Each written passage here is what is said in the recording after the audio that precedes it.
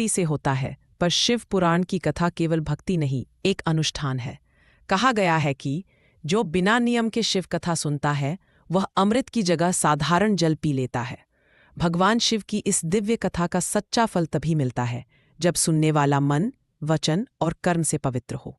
आज शिव ज्ञान धारा के इस 7वें अध्याय में हम जानेंगे वे पवित्र नियम जिनका पालन करने से शिव कथा बन जाती है मोक्ष का मार्ग और भक्त बन जाता है स्वयं महादेव का प्रिय। तो आइए श्रद्धा के दीप जलाइए, मन को शांत कीजिए। शिव पुराण कथा 7वां अध्याय, जोता द्वारा पालन किए जाने वाले नियम। सूत जी बोले, हे शौनक, जो व्यक्ति शिव पुराण के श्रवण का संकल्प करता है उसे पहले व्रत और नियम पूर्वक शुद्ध आचरण अपनाना चाहिए।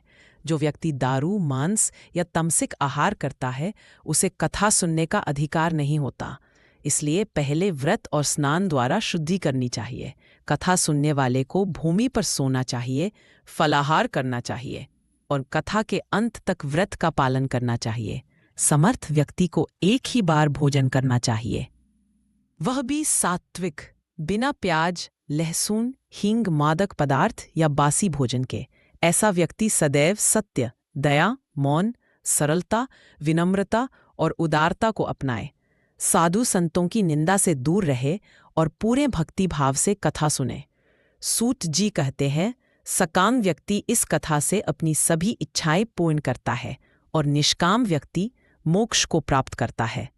कथा पूर्ण होने पर जोता को भगवान शिव की तरह शिव पुराण पुस्तक की पूजा करनी चाहिए। नए सुंदर वस्त्र में पुराण की प्रतिलिपि रखकर उसका पूजन करे। फिर वेद पाठी ब्राह्मणों का सम्मान करे, दान दे और उत्सव को गीत, वाद्य और नृत्य से मंगलमय बनाए।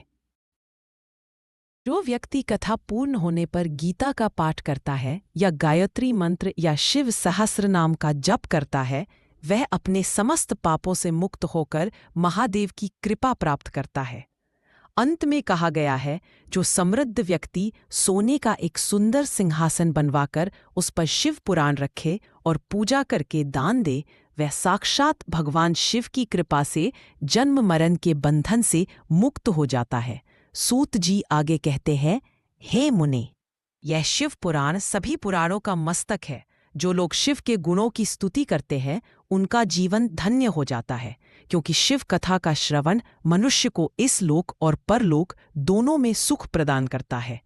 इस प्रकार 7वें अध्याय में बताया गया है कि शिव कथा केवल सुनने की चीज नहीं, बल्कि उसे नियम, शुद्धता और भक्ति भाव के साथ जीने की साधना है। इस अध्याय से हमें यह शिक्षा मिलती है कि किसी भी पूजा या कथा का वास्तविक फल तभी मिलता है जब हम उसे शुद्ध मन, सच्चे नियम और पूर्ण भक्ति से करते हैं। भगवान शिव केवल आडंबर नहीं, बल्कि आचरण और सच्ची भावना के पूजक हैं। नियम पूर्वक कथा सुनने वाला व्यक्ति न केवल पुण्य। अगर आपको आज की शिव पुराण कथा पसंद आई तो इसे ज़रूर लाइक, शेयर और सब्सक्राइब करें। हम रोज़ लाते हैं शिव ज्ञान धारा पर हर सुबह 9 बजे महादेव की अद्भुत कथाएं, रहस्यमयी प्रसंग और दिव्य शिक्षाएं। तो जुड़िए हमारे साथ शिव ज्ञान धारा, जहां हर कथा में बसता है भगवान महादेव का ज्ञान और कृपा। जय भोलेनाथ।